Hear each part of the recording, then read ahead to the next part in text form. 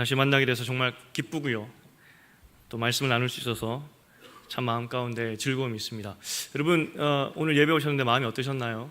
기쁨이 있었고 설렘이 있으셨나요? 네, 있다고 치고 계속 시작하겠습니다. 갑자기 데살로니가 후서가 나와서 깜짝 놀랐죠? 작년 후반기쯤에 데살로니가 전서를 했었어요. 그리고 나서 사무엘 상을 갔다가 하러 가려고 하다가 잠깐 데살로니가 후서를 이제 마무리하고 갔으면 좋겠다는 생각이 들어서 데살로니가 후서로 다시 왔습니다. 한 3주간 데살로니가 후서를 좀 보도록 하겠습니다. 데살로니가 전서 한 지가 좀 오래됐기 때문에 아주 간략하게 배경을 설명드리면, 데살로니가 교회는 바울이 딱 3주간 머물렀던 교회였습니다. 그러니까 3주 동안만 전도했다고요.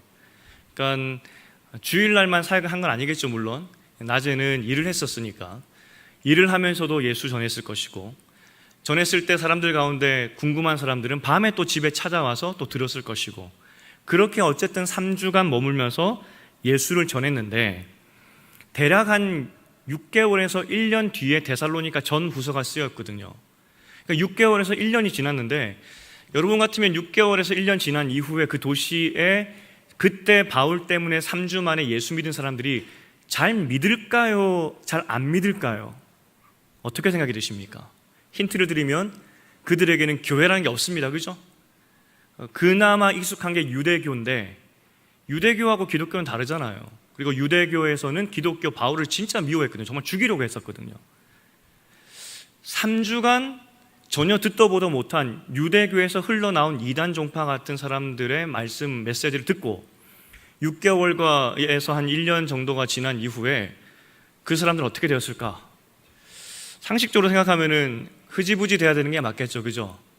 놀랍게도 그런데 그곳에 교회가 세워졌어요. 근데 교회가 세워졌을 뿐만 아니라 온 마케도니아 지역에, 단지 그냥 그 데살로니가 그 도시 안에서만 소문난 게 아니라 온 마케도니아 지역, 거기에 데살로니가 성도들이 정말 하나님을 믿는 자녀답게 신앙생활 잘하고 있다라는 극찬의 소리가 들렸죠. 단 3주 만에 있었던 결과예요. 그러니까 예수를 오래 믿었는지 짧게 믿었는지 그게 중요한 게 아닌 것 같아요. 그죠? 정말 마음 가운데 말씀을 말씀으로 믿고 그렇게 살면 연수가 짧아도 마케도니아 모든 지역에 소문이 날 정도로 그렇게 되더라는 거죠. 사실 이들이 그 신앙을 버리는 게 쉬운 게 아니에요, 여러분. 제가 이번 주에 그 1세기 그리스도인들의 하루 이야기라는 책을 읽었어요. 굉장히 얇은 책인데, 지난번에 1세기 교회 예배 이야기 혹시 기억나시는지 모르겠어요. 제가 그 1세기 사람들은 어떻게 예배 드렸을까 그 책을 읽고 잠깐 소개해 드렸는데, 그 후속이거든요.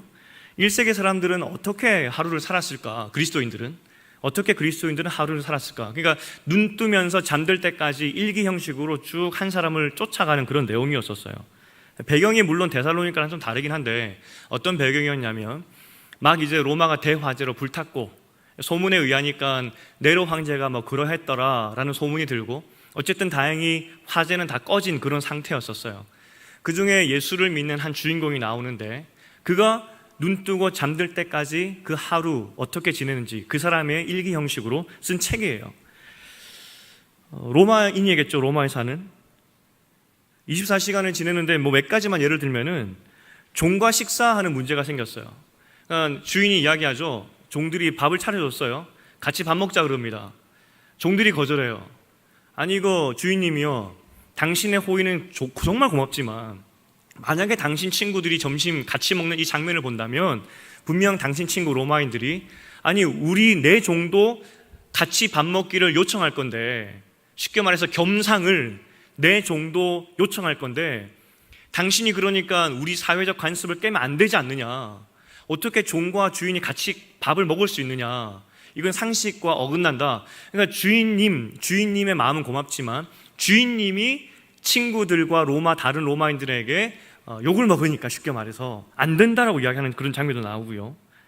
목욕탕에 갔더니 사람들이 왁자지껄 뭐 이런 시덥다는 그런 이야기를 해요. 그 중에 여러 가지가 여자 이야기죠. 이 사람이 그 사람들의 대화에 발끈하여서, 하지만 아주 부드럽게 여자를 그렇게 보면 안 됩니다라고 이야기했을 때 젊은이들이 그를 노려보기도 하고, 또 다른 사람들은 그렇게 말하는 그 사람의 이야기에 흥미를 가지기도 하고, 그 주인공의 딸이 있었거든요. 아들과 딸이 있었는데 딸아이의 교육에 대해서 부부가 대화하는 그런 장면도 나와요. 그 당시 딸은 교육을 안 시켰어요. 동서고금이 비슷하다니까요. 옛날에는 로마이라 할지라도 딸은 교육을 잘 안 시켰다고요. 하지만 그 사람들이 이렇게 이야기합니다. 딸도 하나님의 귀한 자녀이고 딸도 신앙인으로 키워야 되는데 교육을 시키는 게 맞지 않겠냐고. 그래, 우리는 딸도 교육시킵시다. 뭐 이런 이야기도 나오고요. 이제 아들이 10대가 되었는데 나이 든 선생님이 1:1 멘토링을 해주겠다라고 요청을 받았어요. 그 당시 굉장히 좋은 거거든요. 선생님이 10대 아들의 멘토링이 되어서 가르쳐준다는 것은 영광입니다. 근데 부부가 그걸 고민해요. 왜냐하면 그 당시 로마 시대 멘토링이라 하면 사실 성적인 것도 포함이 된 거거든요. 아마 로마 시대의 역사를 아시는 분은 아실 거예요. 그게 단순히 스승과 제자 관계 넘어서 약간의 성적인 것도 있거든요. 그래서 주인공이 자신이 10대 때 겪었던 것들을 얼핏 뉘앙스로 이야기하면서 처음 아내와 결혼했을 때 약간의 어려움이 있었던 것을 뉘앙스로 풍기더라고요. 그러니까 아들이 그 해서는 안 될 일이고 성경적으로 맞지도 않고, 그래서 어떻게 하면 정중하게 그 멘토링 해주겠다는 그 선생님의 제의를 거절할까, 뭐 그런 장면도 나오고요. 또 밤에 부유한 집으로 초대를 받았어요. 식사를. 주인이 사업 얘기를 한다고요. 이야기를 할 때 그 주인이 그 주인공에 이렇게 얘기합니다. 당신에 대한 좋은 평을 너무 많이 들었습니다. 그래서 당신과 사업하고 싶습니다. 하지만 약간 걸리는 것이, 당신이 믿는 종교는 좀 걸리지만 그래도 당신을 직접 만나보고 이야기해보니까 참 좋은 사람인 것 같습니다. 같이 사업합시다. 뭐 이런 내용도 나와요. 사실 그리스도인으로서 들어야 되는 참 좋은 칭찬을 그 사람이 받은 거죠.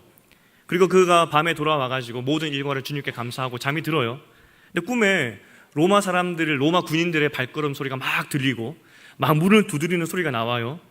가이사야의 이름으로 명하노니 문을 열라 하는 그런 외치는 소리도 들리고, 밤에 막 그런 악몽을 꾸고 그렇게 지났어요.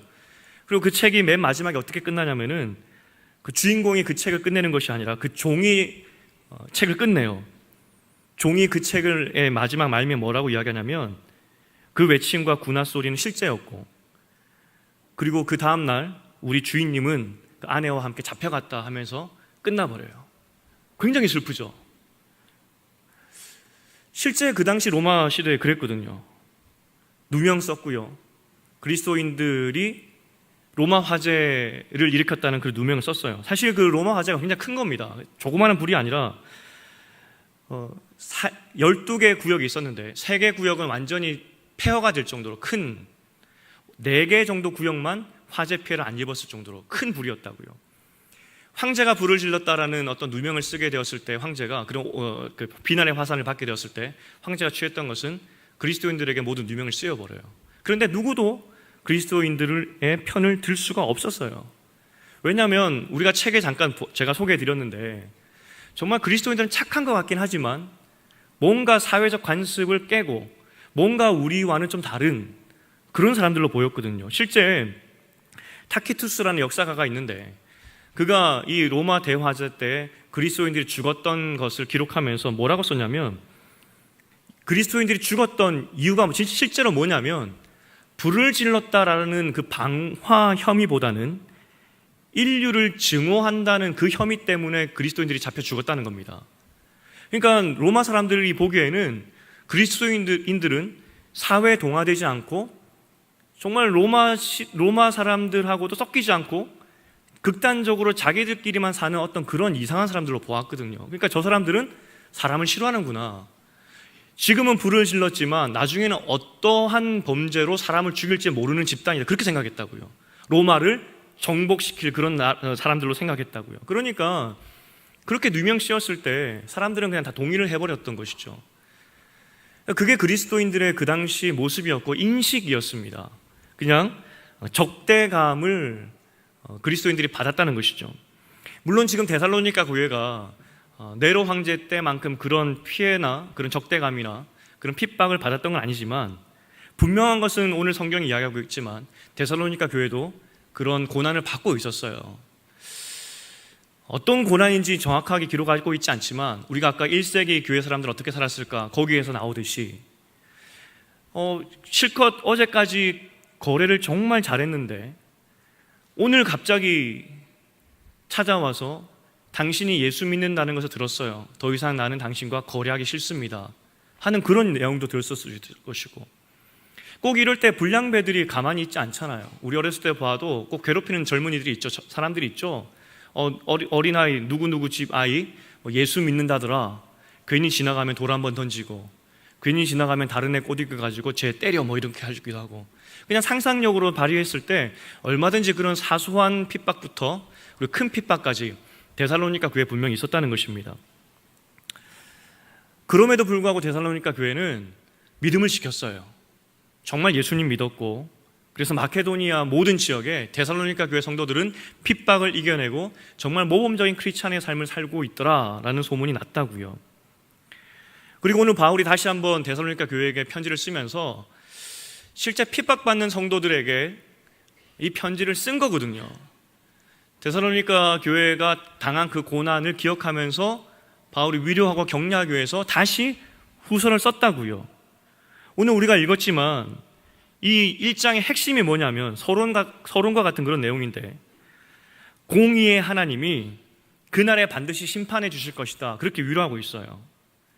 그러니까 데살로니가 교회 성도들은 정말 진짜로 종말을 기대하며 살았어요. 왜냐하면 실제 핍박을 받으니까.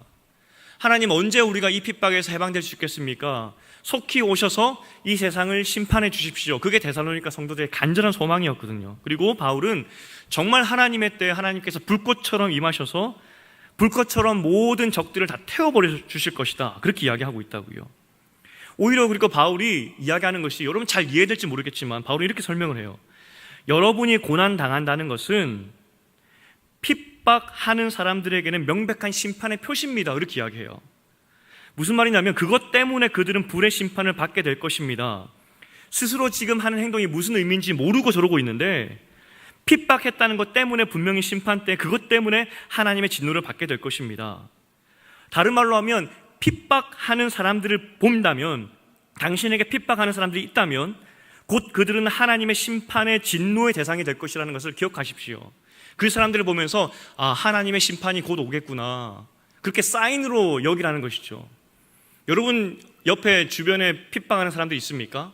하나님께서 뭘 말씀하시냐면 그 사람들을 보면서 하나님께서 속히 오셔서 저 사람들 다 불태워 죽이시겠구나, 이렇게 생각하라는 것입니다. 맞죠? 맞습니다. 우리도 분명히 그러한 가르침, 그런 생각을 가져야 돼요. 여러분, 세상의 그 억울한 악함들, 그걸 보면서 여러분 뭘 생각하십니까?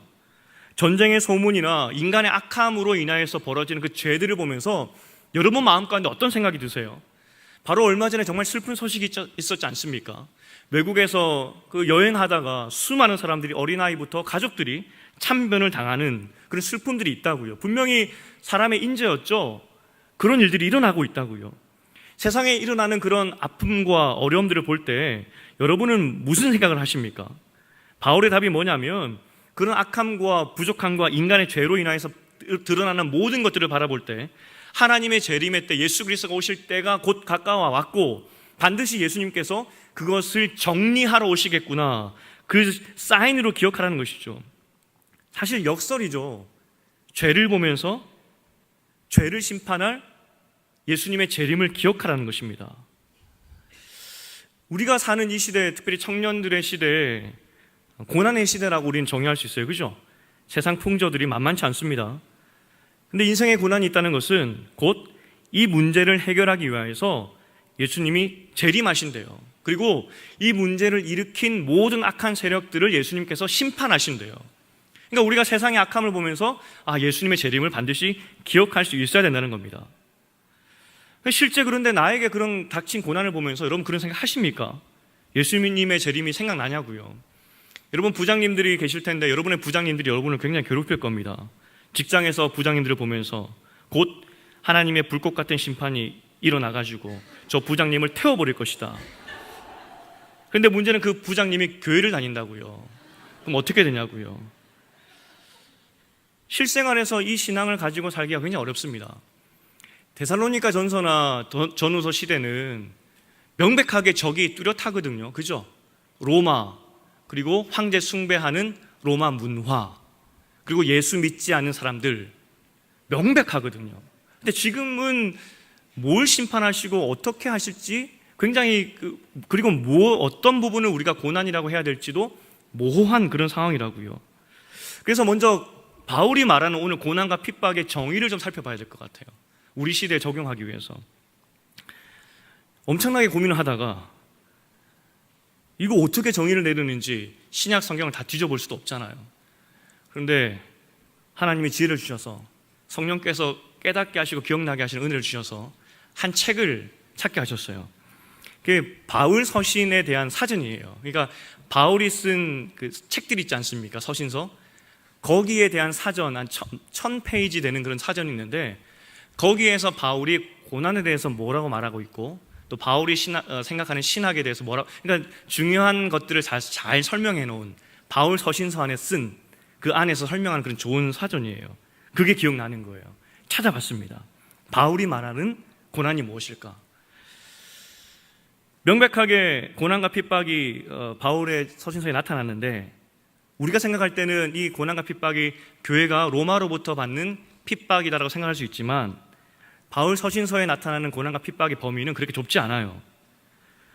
죄로 물든 세상으로부터 받는 모든 것을 다 포함하고 있습니다. 그러니까 죄 때문에 하나님의 그 창조 질서가 다 무너졌지 않습니까? 그것으로부터 받는 모든 어려움들, 그것을 다 바울은 고난으로 정의하고 있다고요. 만약 바울이 이 고난을 초대교회에서 느꼈던 로마로부터 받는 그 고난과 핍박으로만 한정되어 있다면 우리에게 이 말씀 적용할 수 없잖아요. 그죠? 그렇지만 감사하게도 다행히도 바울은 이 고난의 문제를 단순히 로마로부터 받는 고난으로 핍박으로만 정의하지 않았습니다. 원인과 이유를 알 수 없지만 실제 우리가 받는 고통이 너무나 많거든요. 우리 일생을 살아갈 때 이것이 하나님으로부터 왔는지 사단으로부터 왔는지 내 죄로부터 왔는지 도대체 설명할 길이 없는 수많은 어려움과 고통들이 있다고요. 그걸 다 포함하고 있다고요. 바울이 이야기할 때. 저는 여동생이 한 명 있는데 지금 결혼해서 아이가 둘이 있거든요. 가정주부입니다. 한 6개월 전에 연락이 왔는데 밤에 쓰러졌대요. 왜 쓰러졌냐? 나중에 이제 응급실에 가고 뭐 급히 병 때문인가 뭐 몸에 병이 있는가 여러 가지 고민을 해봤는데 검사를 해봤는데 왜 쓰러졌냐면 공황장애 때문에 쓰러졌대요. 저 충격 받았습니다. 제 처음 질문이 뭐냐면 왜? 내 동생이 왜? 무슨 문제가 있다고? 수십 년을 같이 살았고 내가 동생 너무 잘 아는데 절대로 그렇게 공황장애를 걸릴 만한 그런 친구는 아닌 것 같은데 저희 어머니가 나중에 저희 아내에게 회개하면서 말씀하신 것이 있다는데 우리 어머니가 동생이 공황장애라는 말을 듣고 뭐를 말씀하시냐면은 네가 집에서 아이 낳고 살림만 하는데 뭐가 힘들다고 그랬냐고 그렇게 뭐라 하셨대요. 나중에 어머니가 굉장히 후회하셨대요. 그러니까 우리 가족은 이해할 수 없었습니다. 왜? 왜 공황장애가 왔지? 나중에 원인과 추측을 이렇게 우리가 보았을 때 그 동생의 둘째 아이가 굉장히 많이 울었어요. 밤에 잠을 자지 못할 정도로 엄마를 좀 괴롭히는 그런, 아마도 그 짧은 시간이었지만 하지만 그 1, 2년 이상 되는 그런 밤잠을 설치게 하는 그런 아이의 울음소리 때문에 짧은 시간 어떤 면에서 트라우마? 뭐 그런 게 생겼던 것 같고 듣고 보니 이해가 됐어요. 뭐 아이 때문에 잠 못 자는 것 때문에 이럴 수 있습니까? 라고 생각할지 모르겠지만 저도 이제 아내와 그때 처음 아이가 났을 때 뭐 한국에서 도움을 받을 수 없었던 상황이기 때문에 저와 아내가 같이 아이를 케어했었습니다. 아내가 너무 힘들어가지고 가끔 제가 당번으로 밤새 아이를 케어한 적이 있었거든요. 여러분에게 예전에 한번 이야기했던 것 같은데 밤새 아이를 그래 몇 번 케어하다 보니까 애가 밤에 울어요. 안 그쳐요. 나중에 엄청 짜증이 나요. 그래서 안고 있다가 침대 바로 여기에요. 얼마 안 돼요. 여러분 저를 이상해 보지 마십시오. 침대 여기에요. 그래서 안고 있다가 에이 하면서 살짝 던졌어요. 살짝. 그리고 그 다음날 와이프에게 이야기했어요. 너무 화가 나가지고 내가 에이 했다고. 어린아이의 울음소리가 굉장히 사람을 자극한대요. 왜냐하면 도움을 받아야 되기 때문에 신경을 자극하는 주파수래요. 듣고 있으면 굉장히 짜증이 나는, 짜증을 유발하는 그런 소리래요. 지금은 어쨌든 치료를 받고 있는 중이고 잘 되어서 뭐 큰 어려움은 없지만 여튼 원인을 알 수 없는 그런 일들이 막 일어나요. 도대체 왜? 여러분, 우리는 죄악으로 깨어진 세상에 살고 있어요. 창조 이후로. 그래서 인간은 욕심을 부리게 되었고 욕심 때문에 뭐 다 파괴됐죠. 환경도 파괴되고 거기서 파생되는 여러 가지 문제는 여러분 다 아실 거예요. 또 우리가 한계를 가진 육신을 가지고 있기 때문에 병도 걸릴 수 있고 언제 죽을지도 몰라요. 생명의 위협이 있다고요. 또 타락 후에 그것뿐만 아니라 우리는 노동을 해야 돼요. 먹고 살기 위해서 일을 해야 된다고요. 그런데 사람들이 노동한 만큼 돈을 주는 게 아니에요. 시대마다 노동의 가치도 달랐고 시대마다 선호하는 노동도 달랐기 때문에 이거 그냥 노동한다고 동등하게 공평하게 대가를 받는 것도 아니에요. 불공평이 있다고요. 죄성 때문에. 그래서 빈부가 만들어지죠.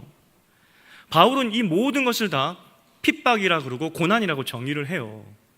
깨어진 세상에서 사람들이 받는 하나님의 창조 질서로부터 깨어져서 인간들이 겪는 모든 것을 다 고난이라고 이야기를 합니다. 여러분 기억하십시오. 이 고난 때문에 가장 가슴 아파하시는 분이 누구냐면 하나님이세요. 하나님. 왜냐하면 하나님이 그러라고 창조한 게 아니잖아요. 그죠? 하나님의 아름다운 형상을 가진 사람을 만들었고 하나님께서 말씀으로 자기가 생각했던 그 세상을 아름답게 만드셨다고요. 근데 죄가 그걸 다 망가뜨려서 결론적으로 하나님의 형상을 가진 인간이 자연 만물 때문에 또 인간이 인간을 힘들게 하고 고통스럽게 하는 이 현상을 보면서 가장 아파하시는 분이 하나님이시라고요. 세상에서 죄 때문에 죄악된 결과 때문에 여러분이 겪는 그 고통을 보면서 아파하시는 분이 하나님이시라고요. 그렇기 때문에 하나님은 이 깨어진 창조 질서를 바로잡기 위하여서 오셔서 심판하실 그날을 누구보다도 고대하고 기다리고 있다고요. 여러분은 예수님이 좀 천천히 왔으면 좋겠다라는 생각이 들지 모르겠지만 하나님은 내가 지금이라도 가서 내 사랑하는 자녀들에게 눈물을 흘리게 만들었던 깨어진 창조 질서를 다시 회복하겠다. 그게 하나님 아버지의 마음이라고요. 신묘막측하다고 하지 않습니까? 하나님께서 여러분을 바라보시면서 신기하고 묘하고 말로도 어떻게 표현할 수 없는 그런 아름다운 현상이라고 말하고 있는데 지금 우리 여러분의 모습을 보십시오. 여러분의 얼굴을 한번 보십시오. 세상에 찌들려가지고 신묘 흉측하지 않습니까? 감사합니다. 웃어주셔서. 여러분 그렇게 제가 아름다우신데 멋지신데 그렇게 변해버렸다고요.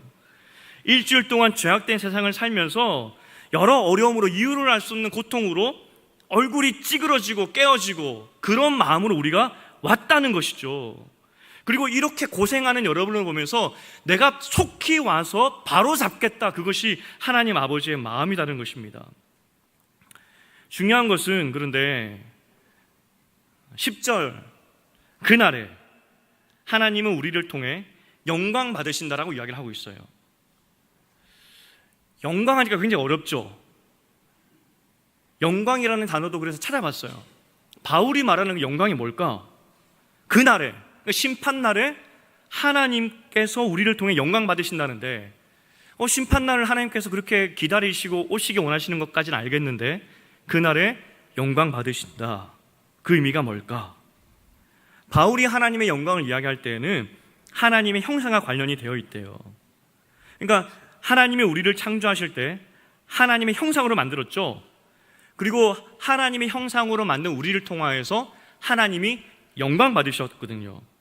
무슨 말이냐면 우리 안에 드러나는 하나님의 얼굴, 하나님의 모습들을 보면서 내가 또 다른 나를 창조했구나. 또 다른 내가 선한 일을 하고 그리고 에덴 동산에서 나의 마음으로 창조 활동을 계속하고 있는 사람들을 보면서 기뻐하신 그 상태가 영광이거든요. 그런데 제가 한 가지 예를 들면 저희 아들이 있거든요. 아들 8살짜리 저를 닮은 모습을 보면 물론 한계가 있고 부족함이 있습니다. 하지만 저를 닮은 모습을 보면서 저는 기뻐요. 닮지 말아야 될 부분도 있긴 하지만 어쨌든 내 아들이라는 그 자체 때문에 저는 굉장히 기쁩니다. 한두 주 전에 교육자들이 잠깐 있었는데 뒤에서 아이들이 앞에서 발표 연습을 했나 그랬던 것 같아요. 아이들 이쁘다 그러더라고요. 저한테도 저희 아이 조그마한 아이들인데 이쁘지 않냐고 그렇게 묻더라고요. 제 눈에는 그것이 가식으로 보여가지고 솔직해지라는 의미에서 내 애만 이쁘죠. 제가 그랬어요. 여러분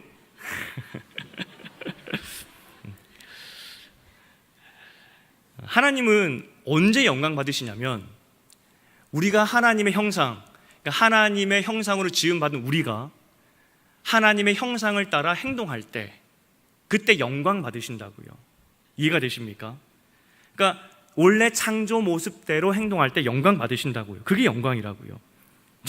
자식의, 그러니까 아들과 딸이 아버지를 닮듯이, 어머니를 닮듯이. 그런데 앞서 말했듯이 죄로 그것이 다 깨어져 버렸거든요. 하나님 형상이 깨어졌어요. 그렇기 때문에 우리는 하나님께 영광을 드릴 수가 없어요. 왜냐하면 우리는 하나님의 영광이 깨어져 버렸기 때문에 하나님처럼 행동할 수도 없고, 그래서 하나님께 영광을 돌릴 수가 없다고요. 하지만 그날에 하나님의 형상이 회복된대요. 깨어졌던, 원래 우리를 창조하셨던 원래 우리의 아름다움이 회복될 것이고, 우리는 그 아름다움을 따라서 하나님의 형상을 따라서 하나님과 같이 행동할 때 하나님은 우리의 모습을 보면서 영광 받으신다, 그 이야기를 하는 것이죠. 여기까지 다 바울이 잘 설명한 것 같은데 다 미래 이야기예요. 그죠? 그러니까 깨어진 거 이해되겠고, 그래서 깨어졌기 때문에 우리가 이유를 알 수 없는 핍박을 받고, 하지만 하나님께서 그 깨어져서 우리를 괴롭게 하는 이 세상을 분노하시고 심판하실 것이고, 그죠?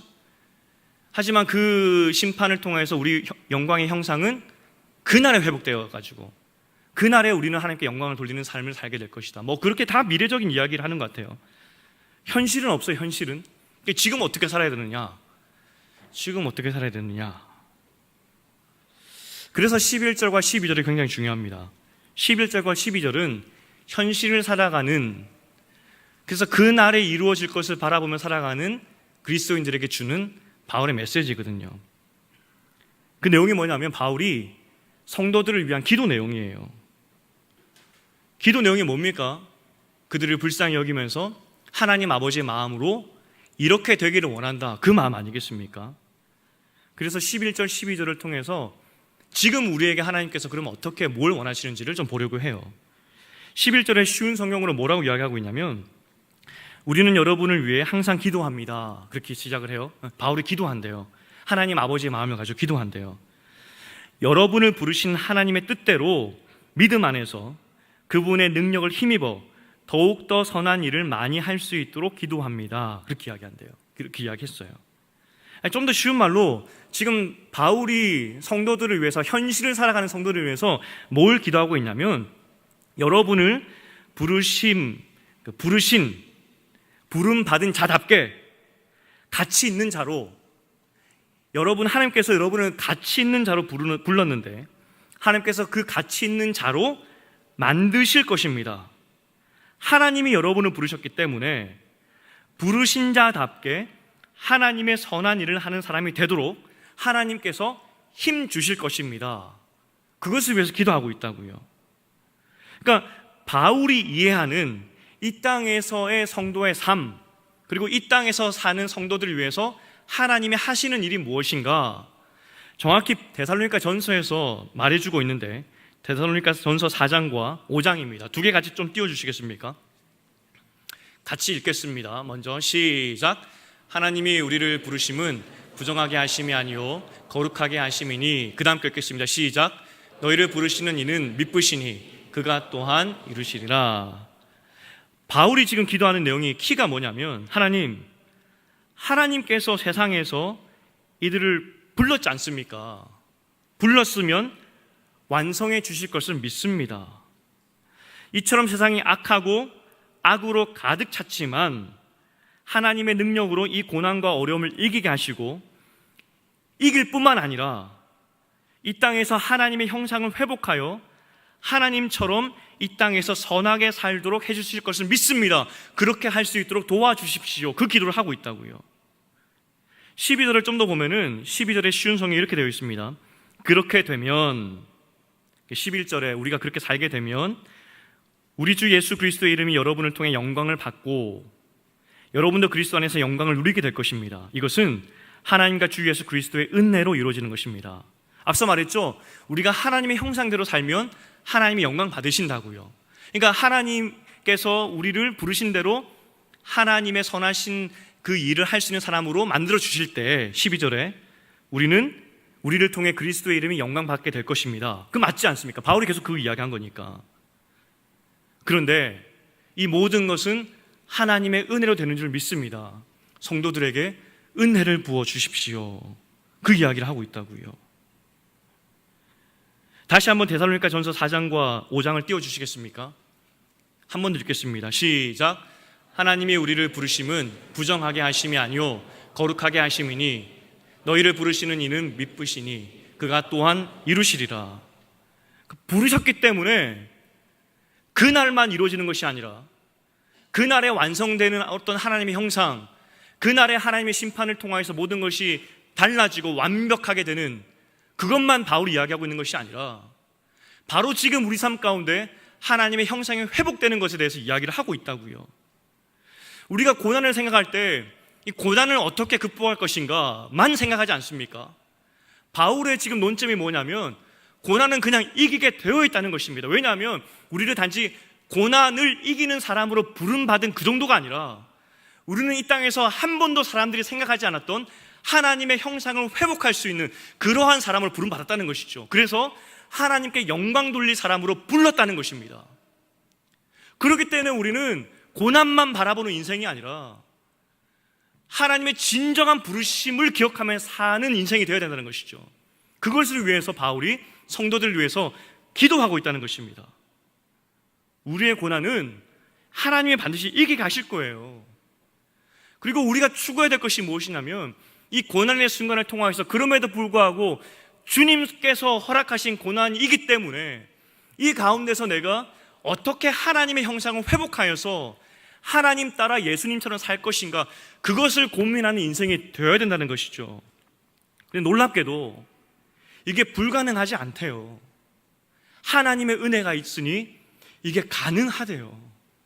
여러분 생각할 때 지금 당장 내일 그 부장님을 만나야 되는 그런 두려움과 답답함들 있지 않습니까? 공부해야 된다는 그런 답답함들과 여러 가지 새로운 뭔가 준비해야 된다는 답답한 마음들이 있지 않습니까? 이게 고난 맞아요. 하지만 이것만 극복하는 인생이 되면 안 된다니까요. 우리의 부르심의 목적은 하나님의 형상을 회복하여서 주께 영광 돌리는 삶이라고요. 근데 그게 가능하다고요. 하나님의 은혜가 우리 가운데 있기 때문에.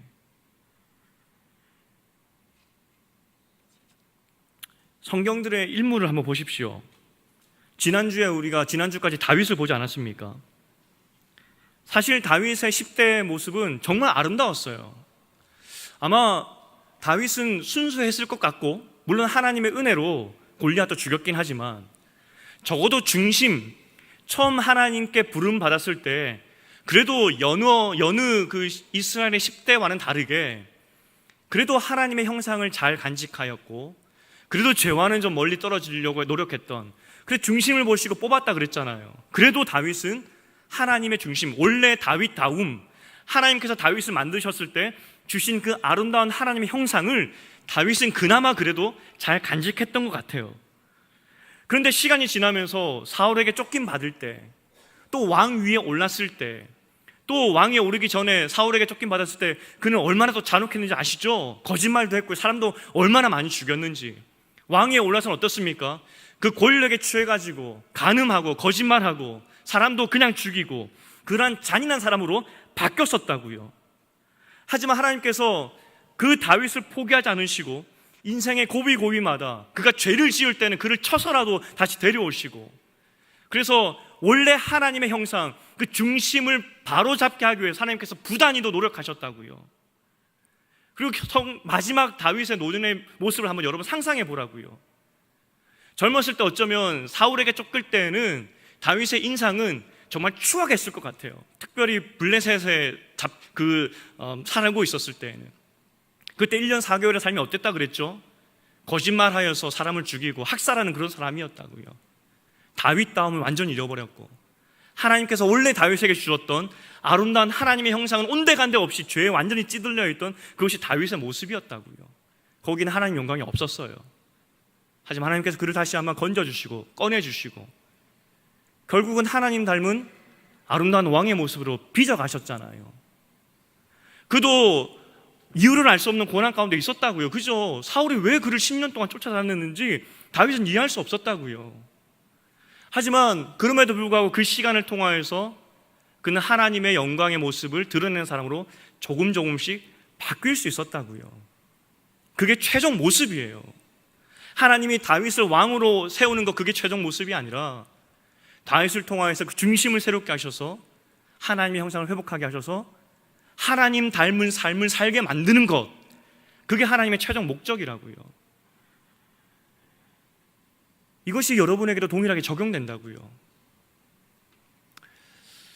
저는 사랑하는 성도 여러분, 사랑하는 청년 여러분, 이 말을 못합니다. 정말 죄송하지만 저는 여러분에게 사랑하는 청년 다니엘 공동체 이렇게 말 못하겠어요.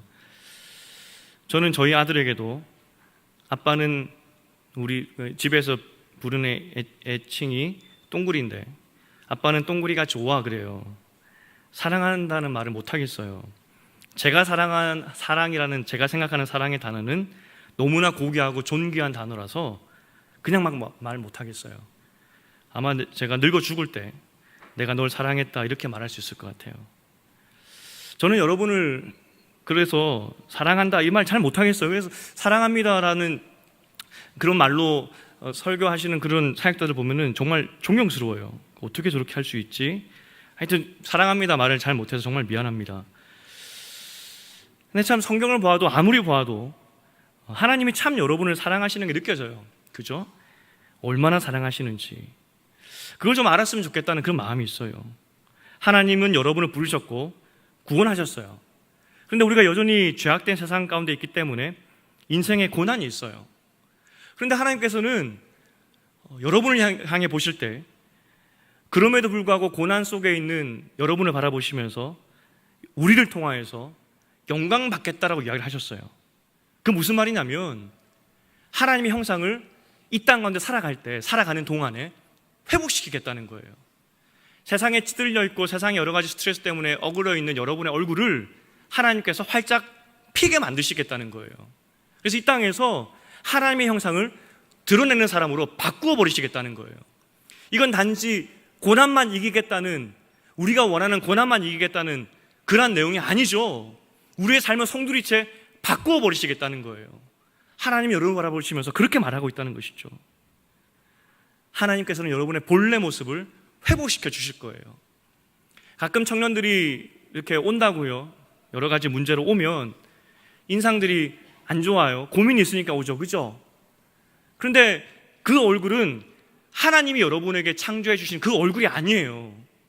그 모습은 원래 여러분이 가질 얼굴이 아니라고요. 하나님은 그 얼굴빛조차도, 여러분의 낯빛조차도 바꾸어 주실 거예요. 그게 하나님의 여러분을 부르신 목적이라고요. 그런데 그게 은혜로 된다고요. 그럼 고난만 바라보고 계십니까? 고난은 이길 수밖에 없어요. 왜냐하면 하나님이 여러분의 낯빛을 바꾸어서 하나님의 형상을 회복시켜 주실 것인데 그 고난 문제 해결하시지 않으시겠냐고요. 말씀을 맺겠습니다. 혹시 금요 철야 때 오신 분들은 들으셨겠지만 노경희 목사님이라고 우리 교회에 계신데 그분이 저에 대해 소문을 내시기를 이재용 닮았다라고 소문을 냈습니다. 근데 이분이, 저도 그래서 여러 가지 복수를 하긴 했는데 지난주, 이번 주죠. 바로 며칠 전에 신문에 사진을 하나 딱 찍어가지고 보냈더라고요. 뭔가 닮았네요. 닮긴 닮았네요. 그러면서 사진을 하나 보냈는데 뭐냐면 재계 재산 순위 이렇게 쭉 찍으면서 1위가 이재용, 3위가 최태원. 사실 그 노경희 목사님이 최태원 닮았고요. 제가 이재용 닮았거든요. 그래서 뭔가 닮긴 했네요라고 보냈어요. 그래서 답은 하긴 해야 되는데 제 속마음은 저는 이재용 닮지 않았습니다. 저는 장동건을 닮았지 절대 이재용을 닮지 않았습니다. 저희 와이프는 저를 보면서 리마리오라고 이야기합니다. 어쨌든 그래서 또 도발을 하길래 그래도 좋게 이야기해야 되니까 부럽네요 하면서 히읗 이렇게 보냈어요. 왜 그랬냐면 그 재계 재산 1, 2, 3위니까 이재용 재산이 414억인가 그렇게 적혀 있더라고요. 와, 많다 그랬어요. 근데 그분이 뭐라고 저에게 답을 줬냐면 나중에는 목사님을 부러워할 겁니다. 크크크 이렇게 왔더라고요. 나중에는 이재용이 나를 부러워할 것이다. 제가 속마음으로는 그날이 언제 올까? 현실 불가능할 것 같은데. 그래서 제가 뭐라고 답했냐면은 그날에요 이렇게 하면서 웃음 이렇게 보냈다고요. 그날 하나님께서 재림하실 때. 이정 씨가 지금 예수 안 믿는 거 알고 있어요.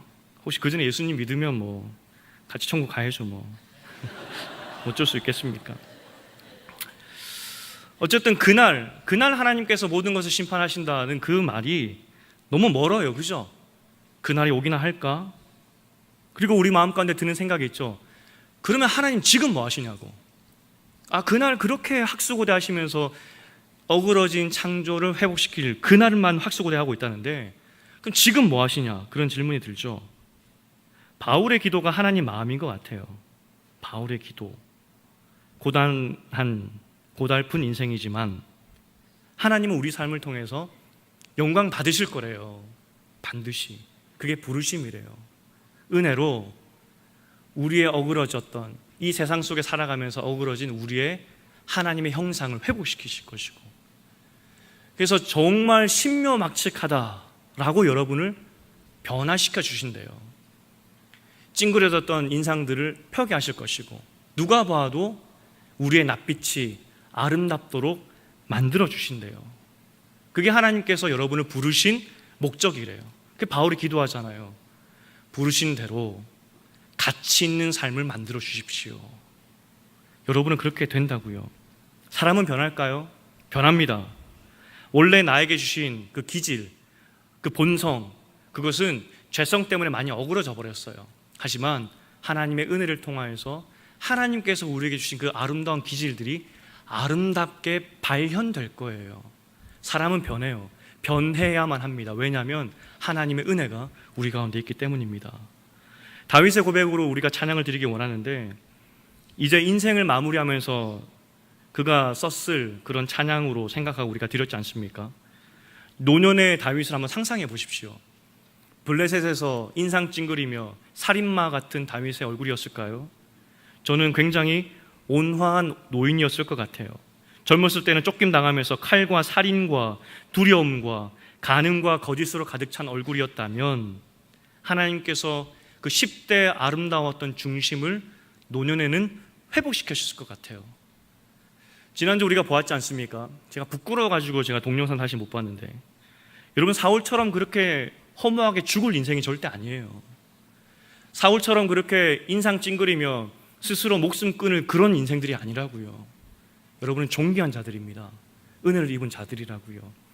다윗과 같은 모습, 원래 여러분의 모습이 주님의 이름으로 회복될 거예요. 그러한 은혜가 여러분 가운데 있기를, 그 하나님만 붙잡고 원래 여러분의 창조의 아름다운 그 모습들이 다 회복되셔서 가치 있는 하나님께 영광을 돌리는 여러분 되시기를 주님의 이름으로 축원드립니다. 우리 다윗의 노래 함께 찬양하시겠습니다.